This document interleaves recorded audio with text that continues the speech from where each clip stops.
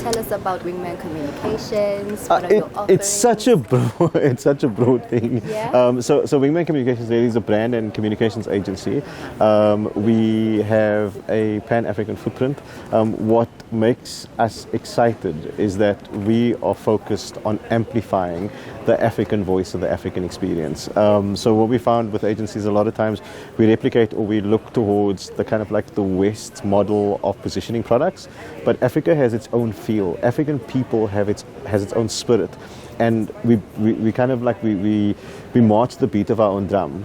And so we want to lean into the uniquely African experience to position brands and to position products so that we connect with people, because at the heart of what we do and what our purpose is to create connection. Wonderful. And speaking of uniquely African brands, I recognize that you use social media in a way that helps to amplify businesses quite strategically. Yes. Tell us more about WhatsApp Business. So what we do with clients is we ask the question, so what problem are you solving? Right? Because when businesses engage with other businesses, it's actually people connecting with people. And so if we can understand the human problem, we can create the human solution, which the brand typically does, and then we are able to position it better, and we are able to connect with potential consumers better. It's all about problem solving, really, right? And that's ultimately what we seek to do with our clients. What are your thoughts on the current trajectory of technological advancements as you are in the cusp of the industry? I think we're living in a time right now where we're moving, technological advancement is moving at such a pace it's very difficult to keep up. I think a lot of traditional roles and traditional functions are being automated. The use of AI has, I think, a lot of industries scared and afraid. What is necessary is for people to kind of like go back to the drawing board. It's an opportunity to strategically think about your business and how you can leverage off those tools. So I remember when the AI conversations just started, my videographer came to say to me, I'm probably going to be out of job in 3 years' time. And I said to him, no, I'm going to send you back to the drawing board, and literally we've got a whiteboard. You'll see we're like writing on the walls.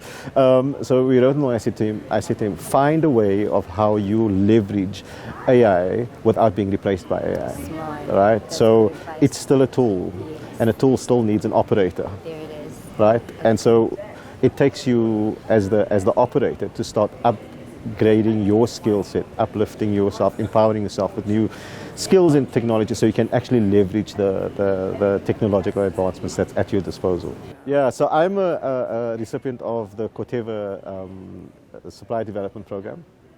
And we, specifically Wingman Communications, we were requested by our client to create an immersive experience for all our vendors. So this pavilion, our team designed it.